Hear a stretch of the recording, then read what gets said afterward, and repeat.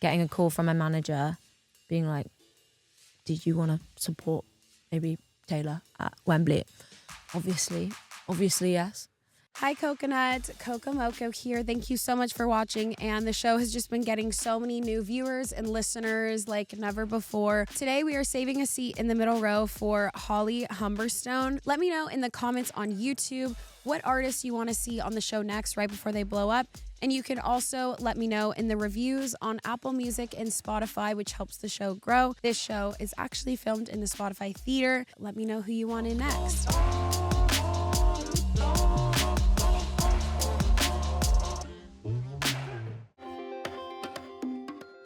I don't think I've watched it in this kind of context before, but this was kind of my like kind of sort of dancing movement-y debut. Wow. And I used to do a lot of dancing as a kid, and I haven't done it in like years. Wow, I didn't know that about you. Yeah, so it was really weird kind of trying to move my body in that way again. But yeah, the cast for this were all so amazing and so fun, and it was literally the best day of my life so far. What type of dancing did you do as a kid? I used to do ballet. No way. Wow. Yeah, I used to love it. I think that's what my sort of segue into like being musical. Okay. Wow. Yeah. It didn't feel repetitive. I feel like ballet would get repetitive. Yeah, it wasn't like particularly creative. Do you know what I mean? Yeah. But I loved it. Like it is kind of freeing. Do you know? You know what I mean? Like the feeling you get when you're dancing is an amazing feeling. Wow. I can't do it anymore. This is so like Romeo and Juliet. Oh my gosh, thank you. We made a point for there to not be a male lead. Do you know what I mean? Like the night comes in at the start, and then I'm just like, no. I love that. Yeah. Wow, this outfit is so cool too. Oh my god, thank you. This like corset is like the oldest thing I've ever worn. Whoa. And it was just gorgeous. I had to keep it because like it's just too good.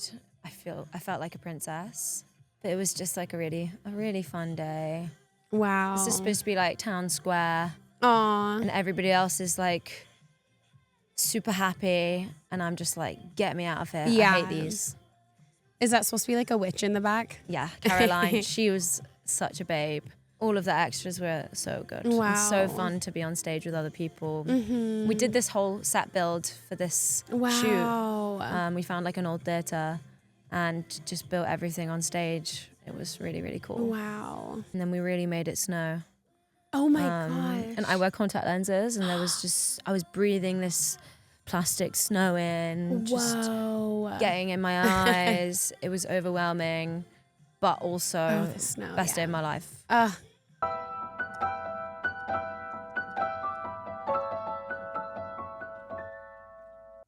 This one, we kind of wanted it to have that kind of old Hollywood kind of feel mixed with like some sort of like showgirl energy. And we also changed the skirt very, very last minute. I was already kind of a few takes in. No and way. I was wearing like this tiny little mini pink skirt. And it just wasn't working. And now it's like, obviously that's what we were supposed to wear. Like that's what it should have been. But it was very close to being like a little pink frilly tutu. Wow. No, I love the one you're wearing. I also did a Substack article last year about how I thought asymmetrical fashion was going to become big because of Uranus and Gemini.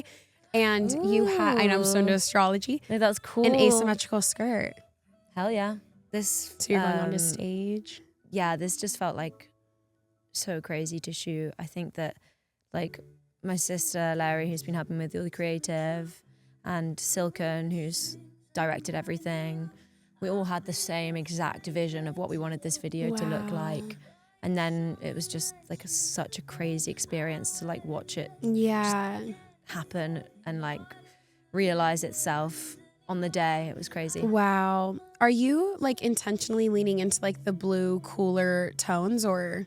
I mean, I guess from Cruel World, like since we shot the artwork, that's kind of been a bit of a theme. And there's lots of kind of blue lyrics and like imagery on the album. Like, so yeah, I feel like the color of the album is blue. Yeah. Is the song Blue Dreams? Yeah. It's my favorite one. This bit took freaking ages because the stool wasn't wheeling, and they had to push me, and I had a long skirt on, kept getting trapped. It was chaotic. I wasn't sure how this bit was going to come together, but I actually love it. Wow.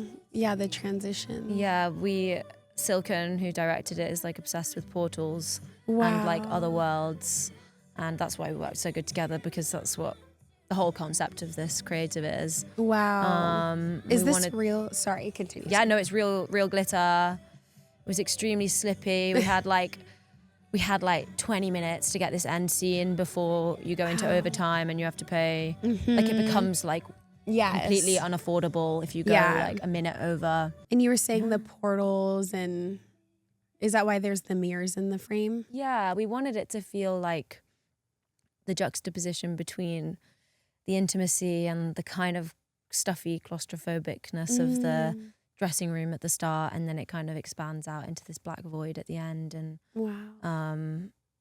yeah, I feel like it shows kind of both sides of how I kind of perceive myself. Do you know what I mean? Yeah. So I would be silly to not ask about Taylor Swift, and that's how I discovered you. Oh my gosh. So you opened for her on a night on the Eras tour. Is there an interesting story behind that, or was it just like a DM? What happened? I mean, I don't know how it happened to this day. I am still in shock.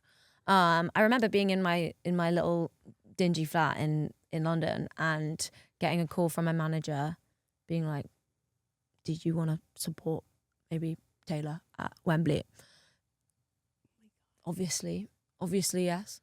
Yeah, it was a crazy moment and a crazy thing to happen. I feel like I grew up with her music and grew up idolizing her, and like even Paramore, who were on after me, I'm obsessed with. It was just a crazy day, crazy lineup to be a part of, and I peaked, and that's okay. How much time did you have between that call and when you were going to have to perform? Was it like a quick turnaround? I think it might have been like a month or so before, so I had time to kind of mentally prepare myself for being in Taylor's presence. I mean, yeah, it was so exciting, so cool. Wow. And you weren't sure if you were going to be able to use that runway, which you did. In the clip of you on the runway is what I found you from. And then I made a TikTok being like, who's this girl? She's about to go even more viral. And it got like 1 million views. And I was like, wait, this is like something's happening for her. But like, you weren't sure if you were even going to get to use the runway? Well, I just didn't know if I'd have the balls like then and there. Just because like I've never played anywhere as like vast as Wembley, obviously. Like it was just like unfathomably huge and enormous, and there's this really intimidating walkway, and I had like one song where I was off like with my mic, just not playing guitar, and in the moment I was just like, fuck it, I'm gonna go down that runway because this could be my only chance to get to play Wembley, and I'm not gonna not do it. YOLO at the end of the day. So I just marched on down. It was terrifying, but a thrill like no other. I just quickly marched down, sang a little bit at the end. It was crazy, just a really weird feeling. And then quickly ran back up to try and get back in time for the next song. But it's huge. It feels so much longer than it looks when you're on that little runway platform.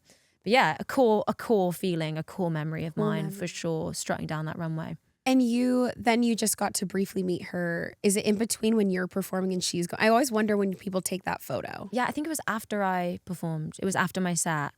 So I was obviously just on a cloud. And then they're like, do you want to meet Taylor? And I'm like, I don't know if I can handle that, actually. It was already like the wildest day in the most amazing way, like dreams coming true left, right, and center. And then they're like, do you want to meet your hero? And I'm like, get me in there.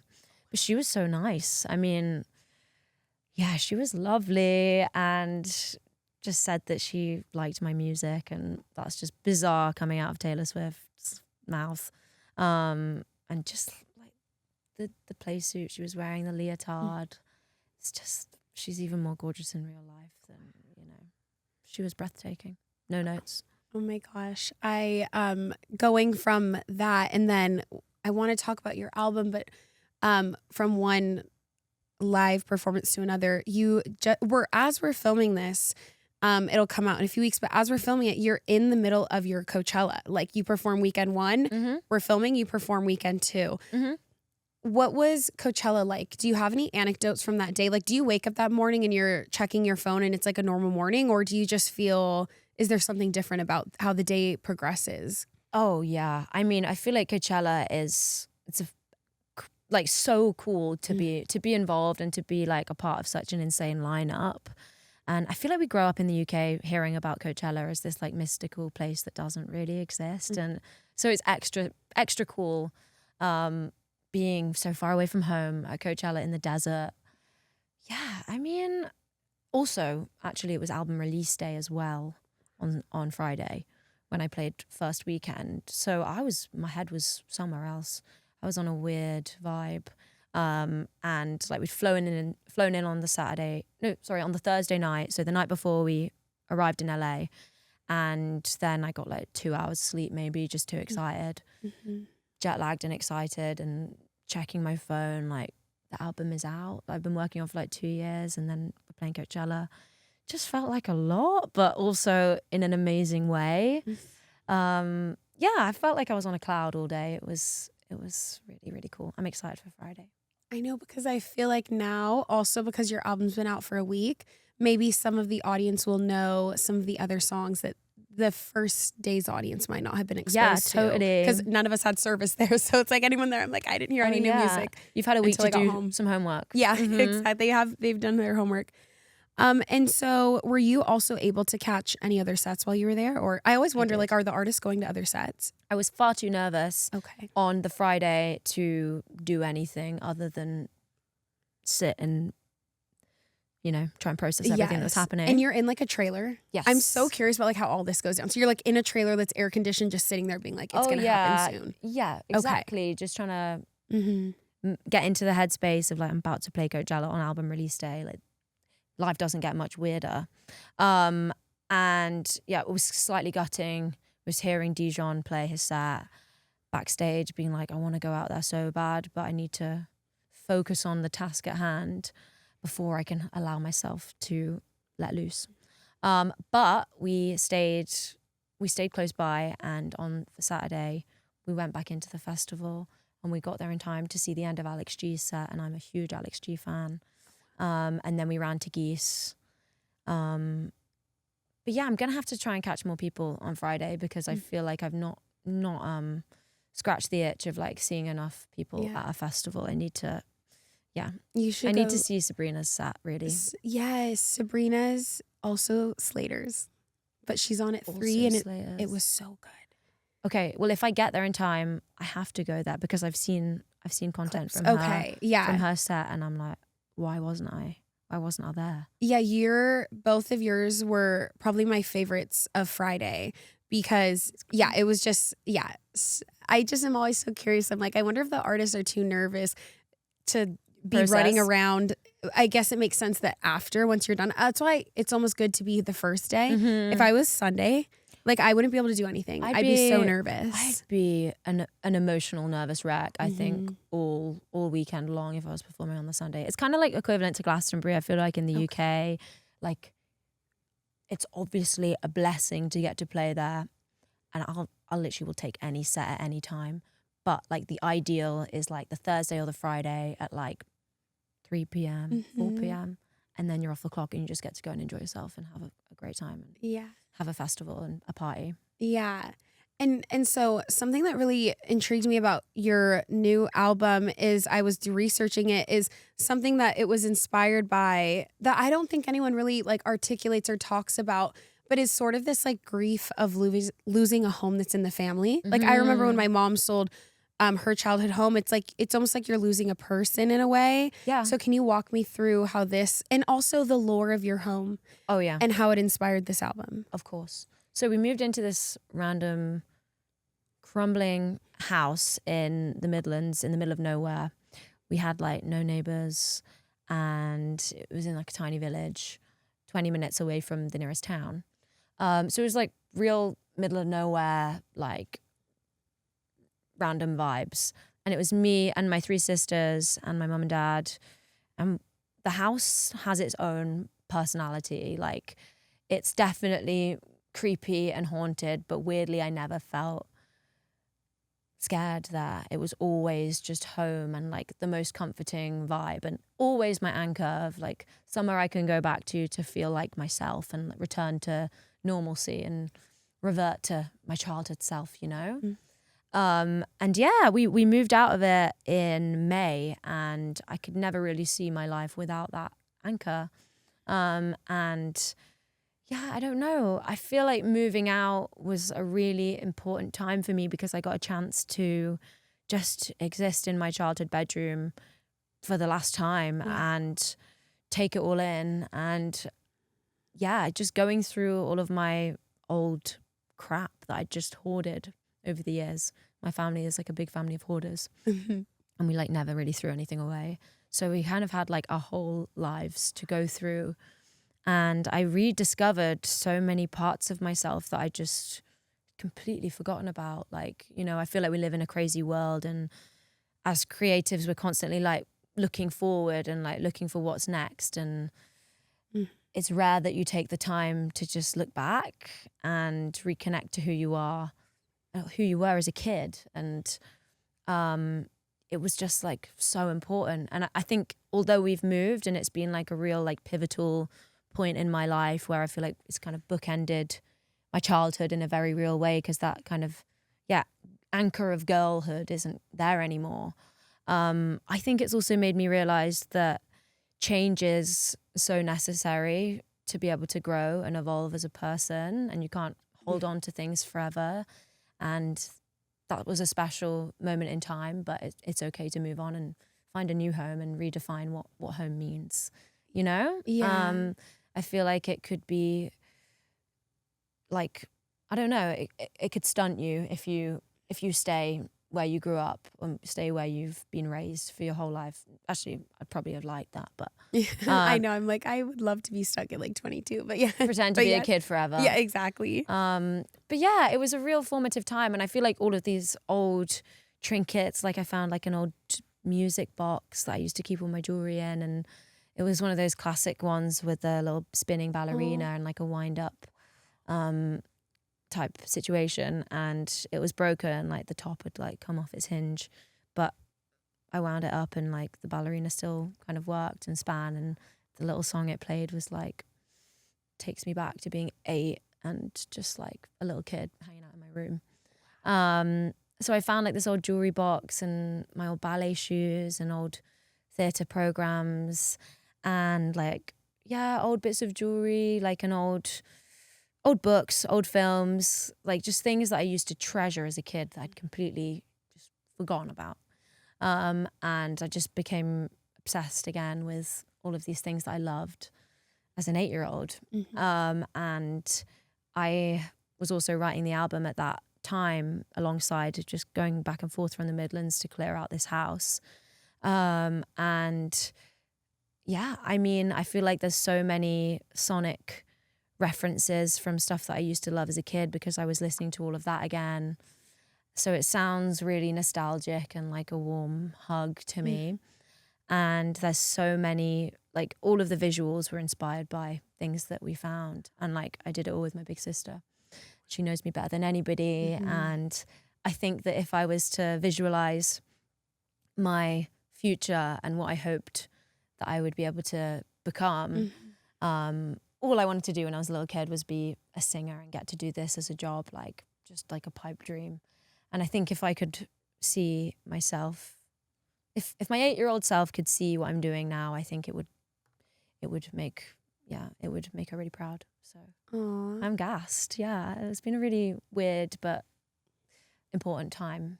Yeah. Do you think you were consciously understanding as you're making this album that it's in a way an homage to your childhood home, or did you create this album and then looking back you're like, wow, this, as I'm processing what I've created, this felt like it was really inspired by something? Because I love this saying, I say it like all the time, but you can't read the ingredients list from inside the jar. So sometimes you don't understand until after it's created what it was inspired by. But did you consciously make the decision, this is what it's going to? No, I feel like with the album visuals, that was a conscious decision because we were like, we want it to feel like we're opening a storybook of the past. And that came after you sonically created the album, like that was kind of the visuals were alongside. first. Okay. Like at the same time, we were doing it at the same time. We were just too excited. Like it feels like a new album feels like a fresh start and a chance to reinvent yourself, you know? And I feel like being in your 20s or your 30s or just being a young person is like just one long identity crisis, at least from my point of view. I'm trying to figure out who I am, like all the time. I'm trying to get closer to my ultimate form. And I have no idea who I am. Do you know what I mean? Even now. And yeah, for me, I feel like I wrote the album and made it, and then I kind of listened back and was like, whoa, this is filled with childhood references, and this just feels like so tied to who I am, and like it really feels like an insight as to where I am at this point in my life. And I'm really proud of it. It really represents me, and I hope that people find something in it to connect to and latch onto, because that's why I'm doing it. I also feel like as a creative, you know, like we're super affected by what's happening, and I'm writing because I need to make sense of the world around me and to navigate changes and to understand what's going on, you know. I feel like writing is my kind of safe zone where I can just take the time to process and make sense of the world around me and other people and growing and changes and stuff like that. So I very much like wasn't, I don't know, I was aware of all the changes that we were going through at the time, but I think it's particularly like lovely to look back and be like, I've encapsulated this really pivotal point in my life with this album, and it'll always be there. It'll outlive me, and it'll be really nice when I'm an old lady to come back and listen to. Yes. And you're something we were talking about when we were watching the music videos is like you seem to have, compared to your last album, now you're really leaning, and like I'm obsessed with the marketing and branding side of things. You're really leaning into this really cool, I would say coquette but gothic, even those are somewhat opposite of each other. When we're watching Cruel World, to me it felt almost like a Romeo and Juliet-esque, especially even when you have like this sword that feels like this ominous foreshadow. Was the visual a conscious decision, like, okay, let me find a branding that feels like a extreme version of myself, or was that something that also like maybe happened accidentally? I think it was very much intentional. Okay. I feel like until now, I've never felt like, I love fashion and I love clothes and stuff. And I feel like I'm at the point now in my career where I have the agency to just wear what I want and make it feel like me and like myself and like it represents the truth, you know, and it really does. You know, my last album was called Paint My Bedroom Black, and I feel like a lot of those songs and the visuals and everything we shot when I was coming out of my teenage angst phase, which we've all been through, you know, that classic rebellious stage where you just kind of reject everything that you think you are because you're trying to be somebody else, you know. And I think that's a normal thing to go through when you're young. But it's nice. Like, I've always really loved pink, and I feel like people wouldn't have thought that listening to my early stuff and watching my early videos. I'm actually super girly, and I'm influenced by like the theatre and ballet, and I mean, I guess a lot of the kind of inspiration for the wardrobe came from the movies that we were watching. Like, my sister and I, we went on a crazy tangent and just watched some crazy films. Like, there's a film called Valerie and Her Week of Wonders. It's very creepy and strange, but the visuals are gorgeous. And The Red Shoes is another one that I loved as a kid. So much of the drama in that film kind of unfolds on stage, and all of her outfits are like, I mean, she's in like, these gorgeous like ballet dresses, and all the colors are so vivid. And yeah, we went on a crazy tangent. Tales of Hoffman was another one that we watched, that like, particularly in that one, the colors and the way things kind of look on film, and the special effects being kind of not quite realistic and feeling a bit fake, but also that was the intention behind it, because it's supposed to be this other world where stuff isn't quite right. And like a fantasy world, you know. Everybody wants to escape into a fantasy world every now and then. I think it's important. We live in a very strange world, and it's okay to need that escape and to be able to be a kid again and disappear into a storybook and be in your own imagination for a little bit. And it really felt like that when we were making this. But I guess like looking back, I think it's more of an aesthetic. Like Cruel World has its own aesthetic than Visual World. To me, yeah, it feels like an aesthetic of its own, which is really cool. Yeah, I mean, even I was asking you or watching, like, I feel like the visuals that I've seen, you're almost leaning into these bluer, cool hues and stuff. And I'm very like visual color oriented. And I think that can really inform someone's album and what it might be like to the audience. And something I wanted to ask you, because when I was doing so much research, maybe you've brought it up and I just haven't seen it, but something you've said a few times now that I'm fascinated by is you did ballet growing up. And like we briefly touched on it, but can you kind of explain to the audience, like how into ballet were you? What are those influences now as an adult? Oh yeah, I was so into ballet as a little kid. I feel like it was what I was going to do for a while, but like when I was professionally. Yeah, but when I was like a tiny kid. Okay. So like I loved it as a kid, and then I kind of went through puberty and realized that you have to be very proportionally perfect to be able to do ballet, and like my knees weren't straight enough and they were like, sorry, you can't do this. And then I was like, you know what, that's fine, I'm not really interested in this anymore, I'm gonna do music. And you know, it's working. A bit crazy. Thank goodness that happened then. Yeah, thank God it's worked out. Yes. But I still love ballet, and like I feel like such a cool memory of mine is getting to go to the theatre with my mum at Christmas time, and like just the whole experience of going to a ballet when you're little, and it just all feels so magical, and it is like you're escaping into another world, and the sound of the orchestra, and like even down to like the smells and the colours I remember it was in the Royal Opera House in London, which is like such a gorgeous building, and it just felt like such a special treat to go there as a kid. And the curtains opening and this whole paper world is revealed, and like you just kind of get so sucked into this different dimension, and you come out of the other side like 2 hours later, like I've just fell into the rabbit hole of wherever that world was, and now I'm in the real world again. And yeah, I don't know, I feel like I love storytelling and just the magic of other worlds, and getting to escape real life for a little while feels necessary. So yeah, I used to love to dance, and I mean to pick it back up. I can't really dance anymore because I haven't done it for so long. But you did a little in Cruel World. I tried a bit of something. I did the absolute least in Cruel World, but maybe album 3 I'll be Tate McRae or something. Yeah, I'm kidding. I could never.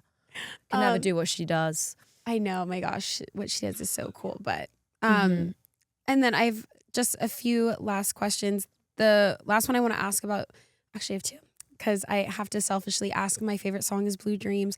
How did you make your voice sound like that in the beginning? Oh, it's like a little sampler. It's like a little. Okay. I don't remember the name of it. I'm not a very techie person. Yeah. But my producer Rob has all of these amazing like little vintage like sampling machines and all of these like weird synths that he's found, and like you just press a button and it records. You sing something into it, and then you can press a note and it'll play it in a different note, and it's fun to just play around and do fun shit.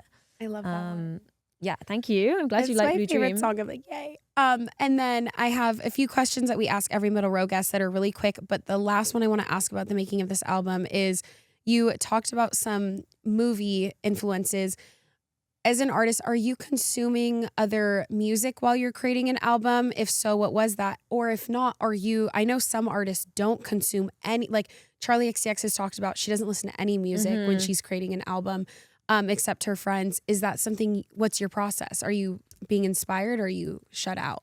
I feel like it changes from day to day. I feel like I very much understand like both sides of that coin, because on one hand, I feel like I need music to soundtrack my life. Like life would be so dull in silence. Mm-hmm. Like without music, you know, I need it to leave the house. You know, I can't really leave without my headphones and just raw dog life. Like, you know, I need something on. And like music does feel, it feels like home, you know, if you're listening to something that you've loved since you were a kid, it feels familiar and like, yeah, just so comforting, and nothing else really can do that. And also just there's so much inspiring new music as well right now, especially kind of female-led new music. I feel like women are just like running the show, and there's so much to love and to be inspired by. So I feel like some days I'm like so into it and I'm listening to so much music. On the other hand, I feel like since I've been releasing and making my own music, I can't really listen to music in the same way because I'm kind of hyper critical and analytical of music and songs and sounds, and like, how do they record that? Or like, do you know what I mean? Yeah, like, how I the can't sausage really is made. Like, you can see behind the curtain in a way. Exactly. And I can't just listen to something and enjoy it in the same way as I feel like I used to be able to, as just like a consumer and somebody who just wants to feel it rather than think too deeply about how they made it. Or do you know what I mean? Sometimes I feel like it can... I feel that way about podcasts. Sometimes I can't listen to podcasts because I'm like, oh, I wonder what studio they filmed in. Oh, I wonder why they cut from this camera to this one at this point. Like, I can't be in it as a viewer. Or you're like comparing yourself to... Yes, exactly, which is so hard too. Yeah, okay, well, I'm glad that it's not just musicians it's or not just me too. that feels like that. I feel like it's probably the same whatever you do. I'll be like, why didn't I ask that question? That was so brilliant of them. Like, okay, like that was such a good question. And then I'm like, I just like get in my head. Yeah, for me, it's like, oh, I'll never be as good at writing songs as whoever the hell. Yeah. But you know what? There's no rules. Right, no and rules. We bring something special we to bring the something table. new. And again, you can't read the ingredients list from inside the jar. So we don't actually even know what we're bringing to others. Oh, I have no idea how I'm perceived. Yeah. No idea. No. Do you have the same thing? Like, I have no idea how I'm perceived. I mean, the comments will sometimes tell me, but it's when I meet people in person that I really understand kind of like how I've affected others, because when I see it online, it feels like a video game. I'm like, this isn't real. But when someone comes up to me in person, I'm like, oh, there's like real things happening with this. Yeah. I think that's the same with music as well. Like, it doesn't feel like that doesn't feel real. Yeah. And then when somebody comes up to you in real life and it's like, I know. I love that episode. Yeah. I love that song. It's like, wow, you're a real person. Yes. You're a real life human. Yes. That's pretty cool. And I have 3 quick questions that we ask everyone. First one is, what is the last movie you watched in the theaters? But you've been so busy, if you even have. I really mean to go and see Wuthering Heights. I'm you trying to haven't seen it read yet? it first. Okay. But my God, I can't get through this book It's for hard. the life of me. I tried a page and I was like, it's not for me. I've been trying. I'm literally like so little through it. Yeah. And I feel like I've been reading it since Christmas. Wow. And But, you've been busy though. You know when you can't read something and you're just like, I don't want to pick it up because I know I'm going to be lost. Yeah. I know I'm going to be like, and nothing will be going in. Yeah. So what was you the haven't last- seen it? No, I haven't seen it. I'm waiting. I'm going to force myself after. to read it first. Okay. Just for no reason, Just- really. yeah. Just so that I can Yes. feel good about that. What was the last film I saw? I can't rightly remember. I love going to the cinema. Okay. I feel like it's really the only time when you literally just get to zone out and forget about your own life and just like, again, it's like going to a ballet. You just get sucked into another world and a story. It's like storytelling. So magical. What did I see at the cinema? I feel like I saw something at Christmas. Elle, did we go and see anything? Maybe Marty Supreme. Oh yeah, it was Marty Supreme. Okay, I watched it in this theater actually with Spotify. But yeah, okay, Marty Supreme. Yeah, it was Marty Supreme. I mean, kind of stressful. Kind of a lot going on. It was a lot going on. Visually gorgeous. Loved that. Loved like the casting and everything. Yeah. But I was like, this is chaos. Yeah, chaos. Yeah, chaos. Timmy held it together. Yes. But yeah, I couldn't really It was a lot. Yeah, it was stressful. And then because this is an LA-based show and like LA's my hometown, where is your favorite place to go? Like when you're visiting LA, you're like, plane lands, I'm going to this restaurant, or I need to drive through here, or Is there like somewhere you love to go? This is a good question. Without blowing up your spot, but I don't know about a place. Maybe there is one. Maybe I'm just not thinking of it right now. But I feel like the main thing that I have to do when I'm in LA is get a spicy margarita. Oh, really? Like That's you so guys funny. make them. Yeah, we have a lot of different. Mexican influence here in our food and stuff. Yeah, so cool. They're insane. I feel like I could drink 10. They're kind of dangerous, especially with the sun out. Like getting to sit outside, finding a nice little spot, little spicy marg. Well, when you're like near the Grove next time, there's a restaurant, a Mexican restaurant called El Coyote, and it's the last restaurant Sharon Tate ate at. And they have her photo like when you enter, and it's like a famous Hollywood Mexican restaurant. Oh my gosh. So yeah, I don't mean to be grim, but that's like a tent. Oh wow. Okay, maybe I need to go there. Yeah. So it's like it's a good Mexican restaurant though. It's by the Grove. So okay, fab. I mean, I had In-N-Out last night as well. Yeah. I feel like that's a special thing. Maybe it's like not that great for natives. You don't like it? I don't like it. Sorry, I mean, it's good. Like I'll go, salty. But yeah, it'll leave you gasping for beverage. Yeah. But those animal style fries is They're like good. quite wow. Yeah. And then last question is, do you know what your sun, moon, and rising is? I do, actually. So I'm a Sun Sagittarius, a Scorpio rising, and Aries moon. Aries moon is so out of left field for you. I do not see that. I don't know what it it means. Okay, so Aries, I'll just do it so like quickly, is like Aries is the first sign on the zodiac wheel, and it represents the body. It represents young energy because it's the first house. So anyone with Aries placements are very like go-getters, because in a way they don't have like someone who's a Pisces, that's the last house of the wheel. They're like old souls. They're a little more timid, or maybe they're like Aries. Like I love that people with Aries placements are like, I'm just going to go for it. Like they have that young, like YOLO energy. attitude. Yeah, a YOLO attitude, which I think you even said in the interview, YOLO at one point. I do have a bit of that about me. Yeah, it's like they have like just this like energy that no other sign has, is the Aries. Oh, yeah. I'll take that. Yeah. Isn't the moon like how you see yourself or something? Or is that? Yeah. Everyone has like their own interpretations. The way I see the moon is actually, to me, it's where people get their confidence from in a way. So like your Aries moon, again, like being a ballerina growing up, Aries placements tend to be very like athletic, and they get a lot of confidence from things that come through their body, like the way they translate through their body, like dancing, athleticism. So I don't know if there's anything there that like you might feel. But it is also just like your inner world is Aries. So you might come off as more Sagittarius and Scorpio are later on the zodiac wheel, which is very mature and old soul. But that Aries moon is maybe when you're comfortable around people and not feel like you're being perceived, is when you might revert to a more younger energy that you're not always carrying outwardly with others. I feel like that's kind of hitting the mark for sure. Okay, for sure. I'm glad. Yeah. Oh, I love that. Thank you for that analysis. I feel like I need to I'm not an expert. I'm not an expert, but I just love like asking people their big three. So is it always interesting? Like, does it always kind of relate in some way and check out? Yeah, but I also think it's one of those things where people look for, like, it's like you'll say it and then it's like, oh, I can like piece this together. I think the main thing is like whenever people know you're rising and they can look at like your house placements. But yeah, it is always fun knowing people's. So, yeah. That's so fun. It's crazy. It's very impressive that you can just do it off the top of your head. Thank you. I'd love to get to that. To that level of slay. I know if I'm in a bar, I'll like be reading a random guy's. Like I've gotten texts before. They're like, "Thanks for the reading last night." I'm like, "Oh, who was you?" But no.